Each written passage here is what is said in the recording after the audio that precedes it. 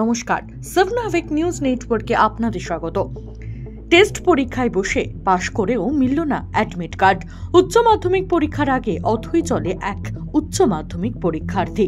প্রধান শিক্ষকের বিরুদ্ধে গাফিলতির অভিযোগে ব্লক দপ্তরে অভিযোগ দায়ের।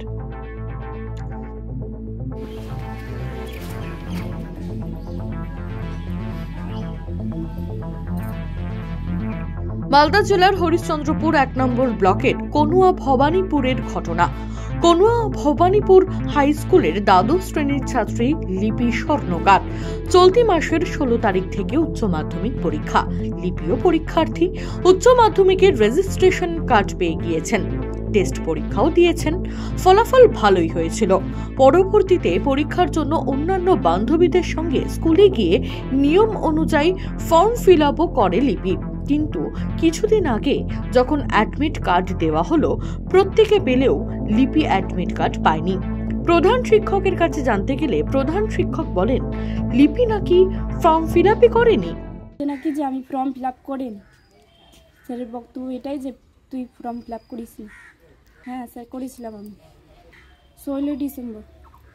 অনেকগুলো বান্ধবী ছিল এবং বন্ধু ছিল, সবার সাথেই করেছিলাম। তখন সার্ভে ডাউন ছিল। স্যার বলল পরে এগুলো কাজ করে দিব, এখন কাগজ জমা দিয়ে দে এবং পয়সা জমা দিয়ে দে, পরে আমরা কাজ করে দিব। সবার কাজ করে দিয়েছে, আমার কাজ করে দেয়নি স্যার। ওটা কোথায় কী করলো না করলো আমি তো সেটা জানি না। কিন্তু পরে থেকে যখন 2 তারিখে অ্যাডমিটের কথা হলো, তখন গেলাম স্কুলে, দেখছি সবার অ্যাডমিট এসে, আমার অ্যাডমিট আসেনি। তো স্যার বলছে যে তুই ফর্ম ফিল আপ করিস নি। জানিয়েছি এসআই ম্যাডামকে জানিয়েছি এবং গ্রামের যে যারা ছিল ওদেরকে, গ্রামের মেম্বার এবং প্রধানকে জানিয়েছি। বলছে ফর্ম ফিল আপই করিস নি, তুই ফর্ম জমা দিস নি। পরীক্ষাও দিয়েছি এবং সম্পূর্ণ প্রজেক্টগুলো করেছি। আর কি বলে, পরীক্ষায় পাসও করেছি, রেজিস্ট্রেশন কার্ডও এসেছে আমার, কিন্তু অ্যাডমিটটা আসেনি। সব দায়ী হচ্ছে আমার স্কুলের প্রধান শিক্ষক।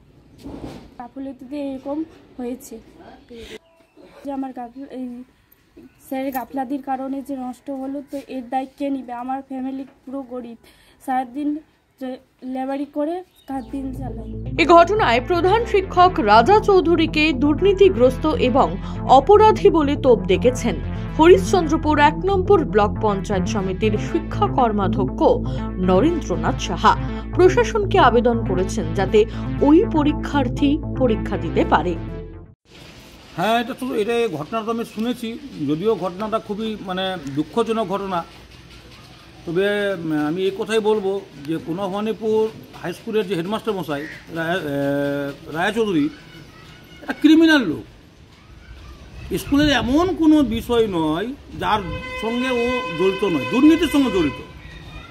এবং জানি না কেন উনি এরকম করছেন।